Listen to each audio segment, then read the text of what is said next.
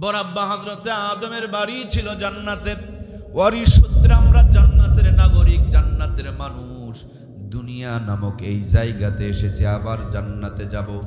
জান্নাতে যেতে লেগে যেন পথ হারায় না যায়, রাস্তা হারিয়ে যেন না যায়, সেই জন্য আমার আল্লাহ তাআলা জীবন বিধান দিলেন, ক্যাটালগ দিলেন, সংবিধান দিলেন, একটা সফটওয়্যার দিয়ে দিলেন, একটা রাস্তা দেখানোর জন্য পথ প্রদর্শক দিয়ে দিলেন। ওই কোরআনুল কারীমটা যদি সিনার মধ্যে নিতে পারেন, কোরআনুল কারীমটা যদি মেমোরির মধ্যে নিতে পারেন, ডাক্তারি করবেন, মাস্টারি করবেন, ইঞ্জিনিয়ারিং করবেন, সংসারী করবেন, আমার ভাইরা জমিনে কাজবাজ করবেন, 5 ওয়াক্ত নামাজ পড়বেন, যেই জান্নাতে থেকে এসেছিলেন এই কোরআন আপনাকে সেই জান্নাতে আবার পৌঁছায় দিবে। আপনাদের এখান থেকে ট্রেনের স্টেশন কোথায় কাছে? ফুলবাড়িতে যাওয়ার পর গিয়া দেখবেন লাইন 2টা। বাস চালানো বড় কঠিন, ট্রাক চালানো কঠিন, মোটরসাইকেল চালানো কঠিন, সাইকেল চালানো কঠিন, কিন্তু ট্রেন চালানো বড় সহজ। কারণ ট্রেনের লাইন কয়টা বলুন না? এই 2টা লাইনের উপরে ট্রেন থাকে। স্টেশনে দাঁড় করাবেন, আবার যখন দরকার স্টার্ট দিয়ে দিবেন, সামনের স্টেশনে গিয়ে আবার দাঁড় করাবেন, আবার স্টার্ট দিয়ে দিবেন। ঘোরাঘুরির কোনো কারবার নাই, লাইন বিছানো আছে। এই লাইন আপনাকে গন্তব্য ঢাকা পর্যন্ত পৌঁছায় দিবে।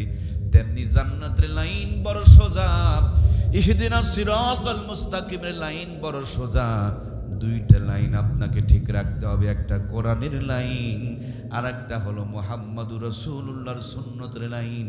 এই 2টা লাইন যদি কোনো মানুষ ঠিক রাখতে পারে, অটোমেটিকলি হায়াতে জিন্দেগি শেষ করলেই ওই মানুষটা আল্লাহর জান্নাতে পৌঁছে যাবে।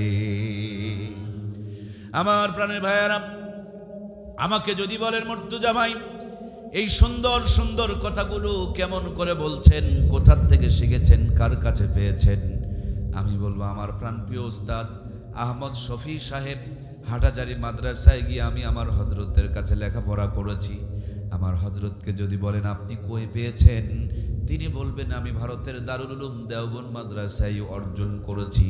আমার হযরতকে যদি বলেন তিনি কোথায় পেয়েছেন, তারা বলবে আমার ভাইয়েরা মদিনার বিশ্ববিদ্যালয়ে, তারা বলবে আমরা অর্জন করেছি।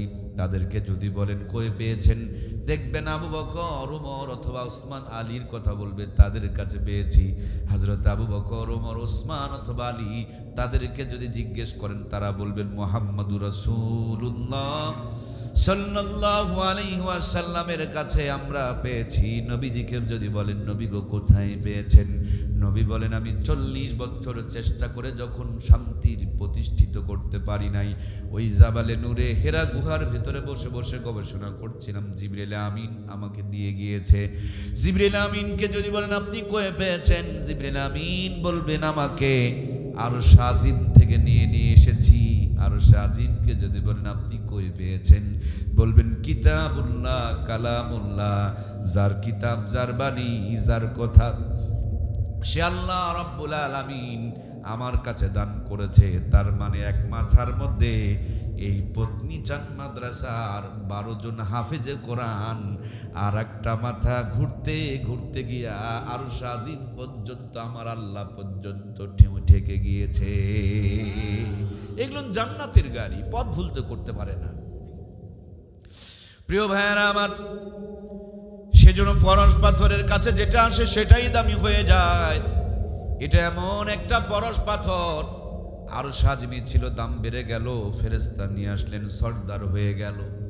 পাথরের পাহাড়ে নাজিল হলো, আলুর পাহাড় হয়ে গেল। রমজান মাসে নাজিল হলো, 11 মাসের সেরা হয়ে গেল। একটি মুবারক রাত্রে নাজিল হলো লাইলাতুল কদরি খায়রুম মিন আলফি শাহর, 1000 মাসের চাইতে উত্তম হয়ে গেল। সুবহানাল্লাহ বলেন। আজকে এই কোরআনুল কারীম যে কাগজে লেখা হয়েছে, সত্যি করে বলুন তো দেখি, যদি ভিতরে সামান্য ঈমান থাকে আর কোরআনের পৃষ্ঠা যদি জমিনে পড়ে থাকে, কোরআনের কপির উপরে কি কোনো মুসলমান পা দিতে পারে? প্রাণপ্রিয় ভাইয়েরা, কাগজে লেখার কারণে কাগজের দাম বেড়ে গিয়েছে, ময়লা ঠোয়ার কারণে এই প্লাস্টিকের দাম বেড়ে গিয়েছে, জামা হওয়ার কারণে 26 টাকা গজের কাপড়ের দাম বেড়ে গিয়েছে।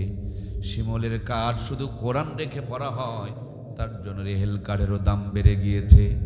এই বাংলার জমিনে ওই কোরআনওয়ালাদেরকে নিধন যারা করতে চেয়েছিল, আল্লাহর কোরআনের সাথে কোরআনওয়ালাদের সাথে বেয়াদবি করার কারণে ওদের 14 গোষ্ঠী বর্তমানে সাফ হয়ে যাচ্ছে, ঠিক কিনা? ওরা চেয়েছিল কোরআনের আওয়াজকে বন্ধ করে দিতে, এখন কোরআনের আওয়াজ আছে কিন্তু তাদের কোনো আওয়াজ, তাদের আওয়াজ বড় নাপাক আওয়াজ। বাংলার জমিনে কোরআনের মাহফিল করতে গেলে ওদের কাছে বলে পারমিশন নেওয়া লাগবে, যে প্রসাব করে পানি নেয় না। আল্লাহর জমিন আল্লাহর কোরআনের কথা বলতে গেলে তার কাছে পারমিশন নেওয়া লাগে, কথা বলুন ঠিক কিনা? সুতরাং আল্লাহ তাআলা ধরে না, যখন ধরে তখন আর মনে রাখবেন আমার আল্লাহ ছাড় দেয় কিন্তু ছেড়ে দেয় না। ওস্তাদের মার কোন রাত্রে 16 বছর তামাশা দেখছে আমার আল্লাহ, শেষে হালকা একটা ঝাঁকুনি দিয়েছে। আহারে, আল্লাহর ওলির কথা মনে পড়ে, কোরআনের পাখিটা বলে গিয়েছিল বাংলার আকাশে কালো অন্ধকার মেঘ জমেছে, যেই মেঘের নিচে 16 বছর আমরা ঢাকা পড়েছিলাম, ঠিক কিনা? তিনি বলে গিয়েছিলেন বেশি বাড়াবাড়ি করিও না, মৌলবাদী বলিও না। মৌলবাদী মানে মূলে যারা থাকে তাদেরকে বলে। সুতরাং আমরা গোড়ায় আছে 16 কোটি, আমরা গোড়া থেকে হালকা করে নাড়া দিব, আস্তে করে দিল্লি মামু বাড়ি চলে যাবা, ঠিক কিনা? তেমনি নাড়া না দিতেই মামু বাড়ি চলে গেছে। প্রাণপ্রিয় ভাইয়েরা আমার, পড়লো সামান্য কিছু পানি, কাফেররা চিন্তা করলো এই কূপের মধ্যে যদি আমরা বিষ ঢেলে দিতে পারি, মুসলমানরা তৃষ্ণার্ত এই পথ দিয়ে যখন যাবে বিষ-মাখা পানিগুলো পান করবে, যুদ্ধ করা লাগবে না, ইসলাম এখানেই নিভে যাবে। কূপের প্রান্তরে যখন মুসলমানেরা গেলেন, আল্লাহ তাআলা জিবরাইল আমিনের মাধ্যমে জানিয়ে দিলেন, আল্লাহর হাবিব তার জান্নাতি জবান থেকে থুতু যখন ওই কূপের পানিতে ফেলে দিলেন, মুহূর্তের মধ্যে বিষের পানি, শেফার পানি, বরকতের পানি, রোগ মুক্তির পানি হয়ে গেল। সুবহানাল্লাহ। আজও সেই কূপ রয়েছে। প্রাণপ্রিয় ভাইয়েরা, 2 নম্বরে আর একটা কূপ পাওয়া গেল। সেখানে সামান্য কিছু পানি, এত লোনা মুখে দেওয়াই যায় না। নবীর কাছে সাহাবীরা এসে বললেন, আল্লাহর হাবিব তার জান্নাতি জবান থেকে থুতুগুলো নিয়ে যখন ওই কূপের পানিতে দিলেন, আহারে আজও পর্যন্ত মনে হয় ওই পানির মধ্যে কে যেন মধু মিক্সার করে রেখে দিয়েছে। সেই লবণাক্ত পানি সুমিষ্ট হয়ে গেল। আজও কূপ দুটো রয়েছে। বদরের প্রান্তরে গেলেন, যেখানে নবীজি আমার তাবু টেঙেছিলেন, সেখানে বর্তমানে একটা মসজিদ হয়েছে। এই মসজিদের নাম হচ্ছে মসজিদে আরিশ। সাহাবায়ে কেরামকে যুদ্ধের ময়দানে নামিয়ে দিলেন, হাতে দেওয়ার মতন কিছু নাই। কিছু সাহাবীদের হাতের মধ্যে নবী খেজুরের ডাল ধরায়া দিলেন। আমার প্রাণের ভাইয়েরা, কিছু সাহাবী বলেন, নবী গো, আমি তরবারি আঘাত করব, এর আগেই দেখি কাফেলের কাল্লা দুখণ্ডিত হয়ে গিয়েছে, তার কারণ কি? নবী আমার বলেন, তোমরা শুধু যুদ্ধ করো নাই, এই বদরের প্রান্তরে মুসলমানদেরকে সাহায্য করার জন্য 3000 মতান্তরে 5000 ফেরেশতা আল্লাহ তাআলা নাজিল করেছে। সব দিকে কালো কালো পাহাড়, মাঝে মাঝে কিছু দেখবেন সাদা বালুর পাহাড়। এই পাহাড়গুলোকে বলা হয় জাবালে মালাইকা। এই পাহাড়গুলোতে ফেরেশতা অবতরণ করেছিলেন। সেই ফেরেশতাগুলো আজ পর্যন্ত দুনিয়াতে আছেন, কিয়ামত পর্যন্ত এরা দুনিয়াতে থাকবে। মুমিনেরা যখন বিপদে পড়বে, আল্লাহর কাছে নামাজ পড়ে যখন সাহায্য প্রার্থনা করবে, আমার আল্লাহ তাআলা এই বদরি ফেরেশতাদের মাধ্যমে আর আজকেও দুনিয়ার মুসলমানকে সাহায্য করবে। আমরা দেখেছি 2024-এর মহান স্বাধীনতায় ওরা যখন ব্রাশ ফায়ার করছিল, আর আমার ভাইয়েরা তখন বুক টান টান করে দিয়েছিল। এদের প্রত্যেকটা ফোঁটা বারুদের আকার ধারণ করে তাদের পতন ঘটিয়েছে, কথা বলুন ঠিক কিনা? এই জন্য প্রিয় ভাইয়েরা, একটা লাইন দিয়ে আলো জ্বলে না, একটা লাইন দিয়ে মাইক কথা বলে না, একটা লাইন দিয়ে ফ্যান ঘোরে না। লাইন দুটি লাগে, নেগেটিভ আর পজিটিভ। সফলতা মেহনত করলে শুধু হয় না, মেহনতের সাথে সাথে একটু নামাজ পড়ে আল্লাহর কাছে চোখের 2 ফোঁটা পানিরও দরকার আছে না নাই? আমাদের মেহনত আছে, কিন্তু যায় নামাজে চোখের পানি কমে গিয়েছে। প্রাণপ্রিয় ভাইয়েরা আমার, নবী আলাইহিস সালাম সাহাবা ইকরামদেরকে নামিয়ে দিলেন। হযরত আবু বকর বলেন, নবীজির গায়ে সেদিন সাদা চাদর ছিল। আল্লাহর হাবিব আমাদেরকে নামিয়ে দেওয়ার পরে এমন জোরে সেজদায় চোখের পানিগুলো ছেড়ে দিয়ে রোনাজারি শুরু করেছেন, কান্নাকাটি শুরু করেছেন, আল্লাহর কাছে ফরিয়াদ শুরু করেছেন। হযরত আবু বকর বলেন, নবীজির চোখের পানি আর কান্না দেখে আমার মন ডেকে ডেকে বলে, আজকের বদরের প্রান্তরে আল্লাহ তাআলা আমাদেরকে বিজয় দান করে দিবে। প্রিয় ভাইয়ের আমার, ঘুমসান লড়াই চলছে। ছোট্ট দুইটি বাচ্চা মুআয আর মুআব্বিজ, আব্দুর রহমান ইবনে আউফ রাদিয়াল্লাহু তাআলা আনহু নামক একজন সাহাবীকে ডাকতে বলেন, চাচা যান কোনটা? আবু জেহেল। ওরা দেখিয়ে দিলেন, ওই যে ঘোড়ার পিঠে চড়ে যে নেতৃত্ব দিচ্ছে এইটা হলো আবু জেহেল। চিল পাখি যেমন আকাশকে সবল দিয়া পানির ভিতরের মাছ তুলে নিয়ে চলে যায়, দেখানো মাত্রই যেন একটা সবল দিয়া আবু জেহেলের বাম পায়ের মধ্যে ডান পায়ের মধ্যে আঘাত করলেন। চিৎকার দিয়ে জমিনের মধ্যে পড়ে গেল, জমিনে গড়াগড়ি শুরু করে দিল। আমার ভাইয়েরা, তখনও পর্যন্ত আবু জেহেলের বড় ছেলে ইকরামা ইসলাম গ্রহণ করে নাই। তিনি পিছন দিক থেকে আঘাত করলেন, হযরত মুআযের ডান হাত কেটে গেল। ঝুলে রয়েছে, যুদ্ধ করতে বড় কষ্ট হয়। ডান হাতকে পায়ের নিচে রেখে টান দিলেন, কাটা হাত জমিনে পড়ে গেল, লাফাইতে শুরু করলো। তরবারি বাম হাতে নিয়ে ইসলামের জন্য, দ্বীনের বিজয়ের জন্য তারা যুদ্ধ করেছিলেন। সুবহানাল্লাহ। সেই মুসলমান আজকে কারণে অকারণে ইসলাম থেকে অনেক দূরে। প্রাণপ্রিয় ভাইয়েরা আমার, যুদ্ধ প্রায় শেষের দিকে। নিচু একটা জায়গায় অনেকগুলো লাশ পড়ে আছে। আবু জেহেল দেখে আর কোনো উপায় নাই, ওই মরা লাশগুলোর ভিতরে তার মাথাটাকে ঢুকিয়ে দিয়েছেন আর গংরাইতেছেন। পা দুটো ছটপট ছটপট করে লাফাইতেছেন আর গংরাইতেছেন।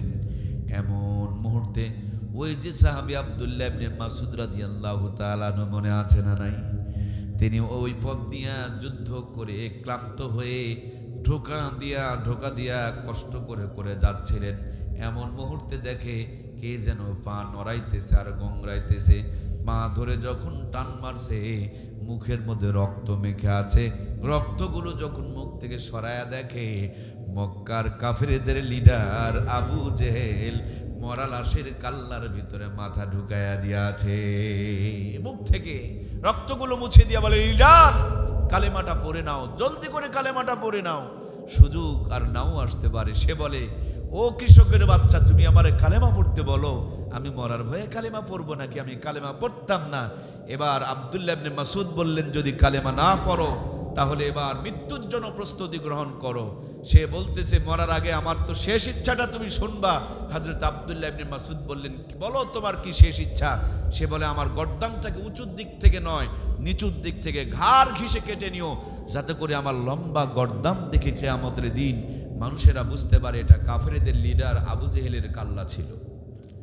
মরতেছে তখনও লিডারি করতেছে, আছে না নাই? 2024 আমরা দেখলাম 4 তারিখেও পর্যন্ত তারা লিডারি করেছে। কথা বলুন ঠিক কিনা? 5 তারিখেও তারা লিডারি করেছে, সিলিন্ডার করে নাই। এরা তাদেরই উত্তরসূরি। ওদের লিডার মরতেছে, বলতেছে গর্দানটাকে লম্বা করে কেটো, যাতে করে কিয়ামতের দিন আমার লম্বা গলা দেখে মানুষ চিনতে পারে এটা কাফেরদের লিডার। প্রিয় ভাইয়েরা আমার, তরবারিটা যেমন গলায় লাগালেন, মুহূর্তের মধ্যে কাল্লাটা দ্বিখণ্ডিত হয়ে গেল।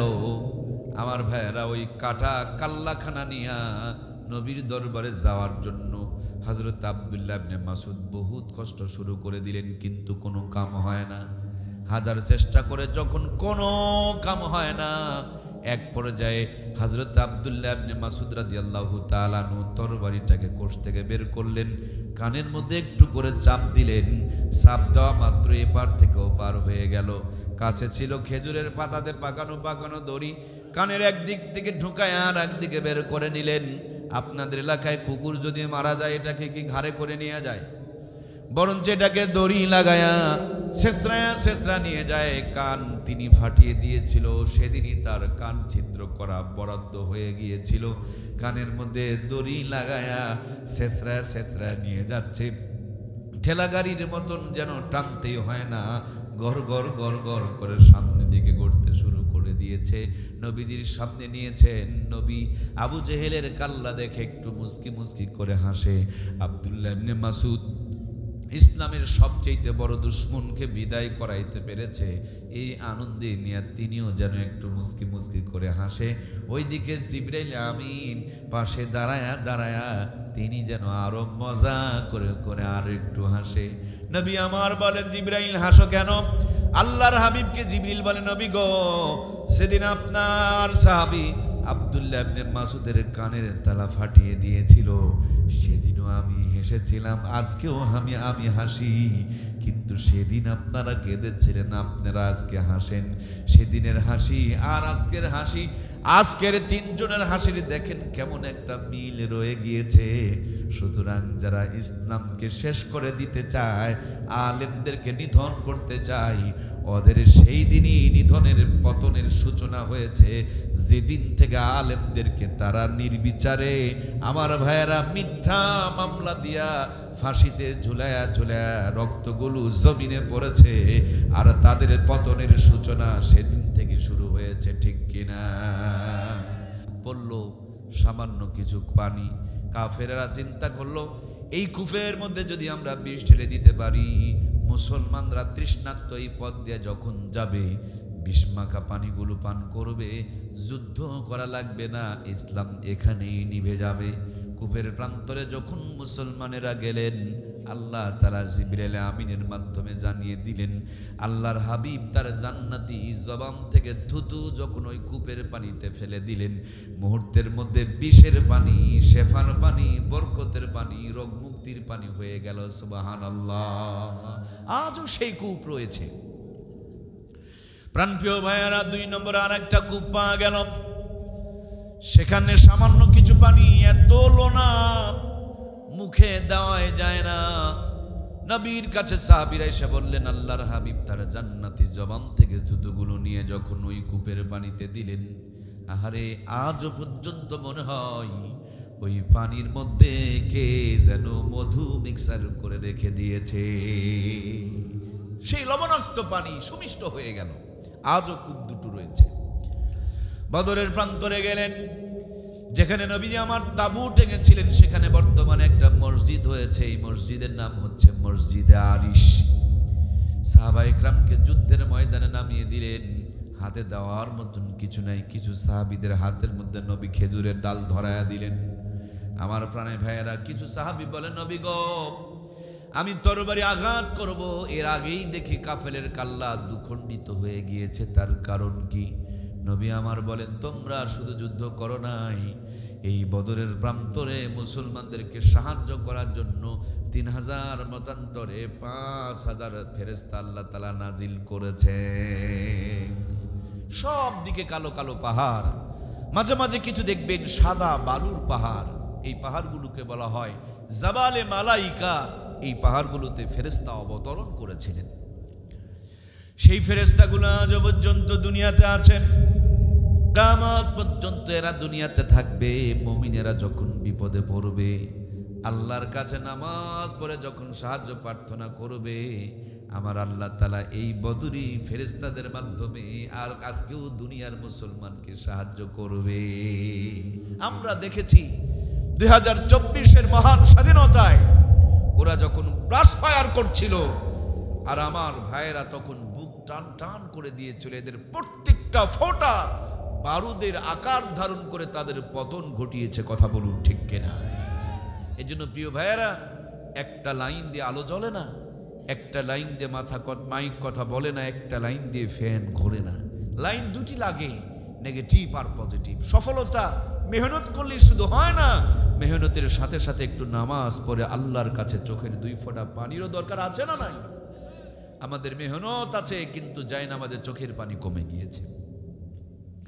প্রাণপ্রিয় ভাইয়েরা আমার, নবী আলাইহিস সালাম সাহাবা ইকরামদেরকে নামিয়ে দিলেন। হযরত আবু বকর বলেন, নবীজির গায়ে সেদিন সাদা চাদর ছিল। আল্লাহর হাবিব আমাদেরকে নামিয়ে দেওয়ার পরে এমন জোরে সেজদায় চোখের পানিগুলো ছেড়ে দিয়ে রোনাজারি শুরু করেছেন, কান্নাকাটি শুরু করেছেন, আল্লাহর কাছে ফরিয়াদ শুরু করেছেন। হযরত আবু বকর বলেন, নবীজির চোখের পানি আর কান্না দেখে আমার মন ডেকে ডেকে বলে, আজকের বদরের প্রান্তরে আল্লাহ তাআলা আমাদেরকে বিজয় দান করে দিবে। প্রিয় ভাইয়ের আমার, ঘুমসান লড়াই চলছে। ছোট্ট দুইটি বাচ্চা মুআজ আর মুআব্বিজ, আব্দুর রহমান ইবনে আউফ রাদিয়াল্লাহু তাআলা আনহু নামক একজন সাহাবীকে ডাকতে বলেন, চাচা যান কোনটা? আবু জেহেল। ওরা দেখিয়ে দিলেন, ওই যে ঘোড়ার পিঠে চড়ে যে নেতৃত্ব দিচ্ছে এইটা হলো আবু জেহেল। চিল পাখি যেমন আকাশকে সবল দিয়া পানির ভিতরের মাছ তুলে নিয়ে চলে যায়, দেখানো মাত্রই যেন একটা সবল দিয়া আবু জেহেলের বাম পায়ের মধ্যে ডান পায়ের মধ্যে আঘাত করলেন।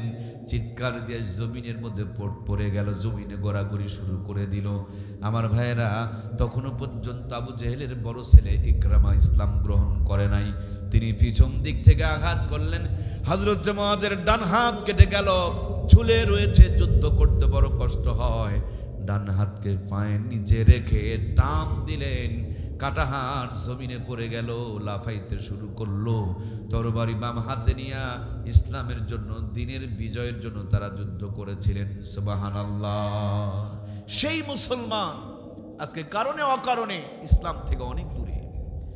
প্রাণপ্রিয় ভাইয়েরা আমার, যুদ্ধ প্রায় শেষের দিকে নিচু একটা জায়গায় অনেকগুলো লাশ পড়ে আছে। আবু জেহেল দেখে আর কোনো উপায় নাই, ওই মরা লাশগুলোর ভিতরে তার মাথাটাকে ঢুকিয়ে দিয়েছেন আর গংরাইতেছেন।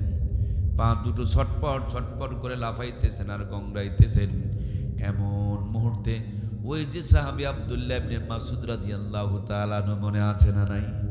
তিনি ওই পথ দিয়া যুদ্ধ করে ক্লান্ত হয়ে ঢোকা দিয়া কষ্ট করে করে যাচ্ছিলেন। এমন মুহূর্তে দেখে কে যেন পা নড়াইতেছে আর গংরাইতেছে। পা ধরে যখন টান মারছে, মুখের মধ্যে রক্ত মেখে আছে। রক্তগুলো যখন মুখ থেকে সরায়া দেখে, মক্কার কাফেরদের লিডার আবু জেহেল মরা লাশের কাল্লার ভিতরে মাথা ঢুকায়া দিয়াছে। মুখ থেকে রক্তগুলো মুছে দিয়া বলে, লিডার কালেমাটা পড়ে নাও, জলদি করে কালেমাটা পড়ে নাও, সুযোগ আর নাও আসতে পারে। সে বলে, ও কৃষকের বাচ্চা, তুমি আমারে কালেমা পড়তে বলো, আমি মরার ভয়ে কালেমা পড়বো নাকি? আমি কালেমা পড়তাম না। এবার আব্দুল্লাহ ইবনে মাসউদ বললেন, যদি কালেমা না পড়ো তাহলে এবার মৃত্যুর জন্য প্রস্তুতি গ্রহণ করো। সে বলতেছে, মরার আগে আমার তো শেষ ইচ্ছাটা তুমি শুনবা। হযরত আব্দুল্লাহ ইবনে মাসউদ বললেন, বলো তোমার কি শেষ ইচ্ছা? সে বলে, আমার গর্দানটাকে উঁচুর দিক থেকে নয়, নিচুর দিক থেকে ঘাড় ঘিসে কেটে নিও, যাতে করে আমার লম্বা গর্দান দেখে কিয়ামতের দিন মানুষেরা বুঝতে পারে এটা কাফেরদের লিডার আবু জেহেলের কাল্লা ছিল। মরতেছে তখনও লিডারি করতেছে, আছে না নাই? 2024 আমরা দেখলাম 4 তারিখেও পর্যন্ত তারা লিডারি করেছে। কথা বলুন ঠিক কিনা? 5 তারিখেও তারা লিডারি করেছে, সিলিন্ডার করে নাই। এরা তাদেরই উত্তরসূরি। ওদের লিডার মরতেছে, বলতেছে গর্দানটাকে লম্বা করে কেটো, যাতে করে কিয়ামতের দিন আমার লম্বা গলা দেখে মানুষ চিনতে পারে এটা কাফেরদের লিডার।